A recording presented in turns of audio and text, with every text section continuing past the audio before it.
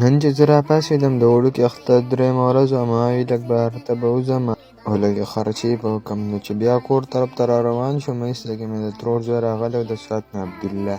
بیا د ماسپښین ټایم کې راته عبدالله وی راځه چې علي بیکري ته لاړ شو نمک پارو پسې.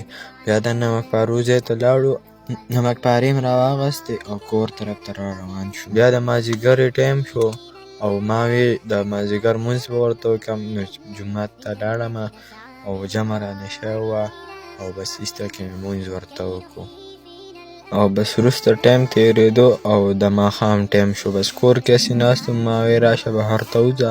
چې بهر ته ووتم، بهر مې د ویلاګ یو کلیپ راواغست او بیا رالمه شرور د پیپسي کاټن راکړو. بیا د ماسخوتنې د لمونځ ټایم و، بس ما او عبدالله جومات طرف ته روان شو او هلته م اودس چردام وکړو.